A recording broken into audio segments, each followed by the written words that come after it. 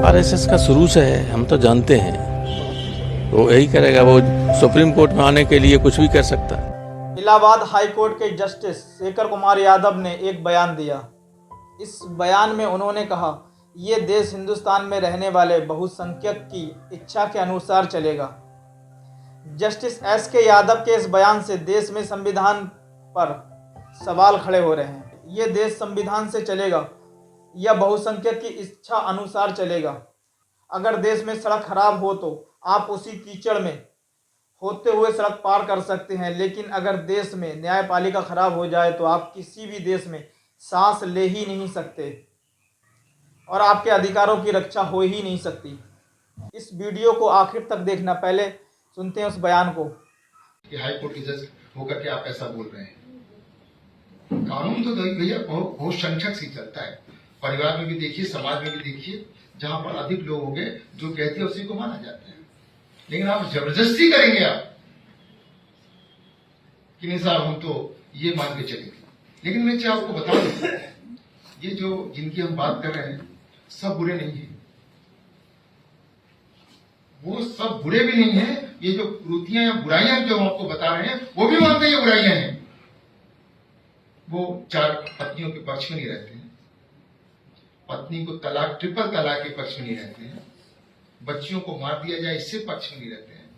लेकिन जो कठमुल्ला है, जिसे कह लीजिए आप, शब्द गलत है लेकिन कहने में गुरेज नहीं है, क्योंकि वो देश के लिए घातक हैं, बिगाड़ने वाले लोग हैं, जनता को बरगलाने वाले लोग हैं, देश आगे ना बढ़े इस प्रकार के लोग हैं। उनसे सावधान रहने की जरूरत है, क्योंकि ये जो कानून बिल है ये केवल और केवल उन पर्सनल लॉ में आई बुराइयां तक ही सीमित नहीं है।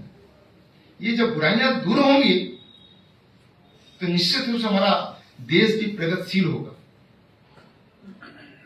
इस बयान को सुनने के बाद ये समझने की ज़रूरत है, ये किसी पार्टी के कार्यकर्ता या नेता नहीं है, ये इलाहाबाद हाई कोर्ट के न्यायाधीश हैं।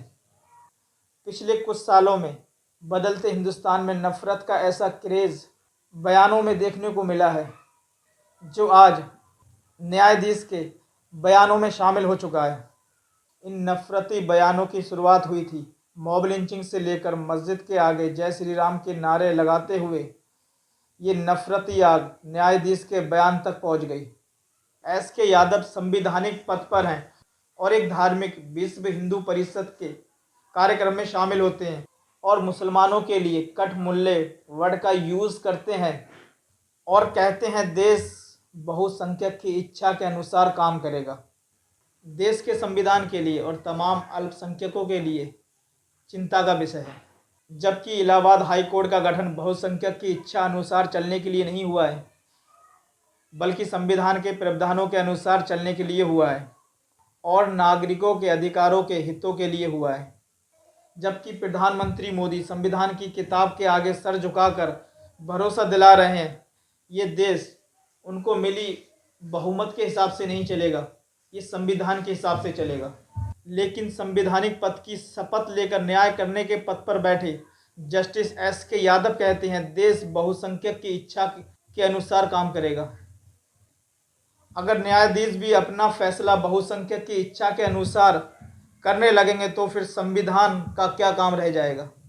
इस बयान को लेकर अलग अलग लोगों ने अपनी प्रतिक्रियाएं दी हैं, आइए सुनते हैं।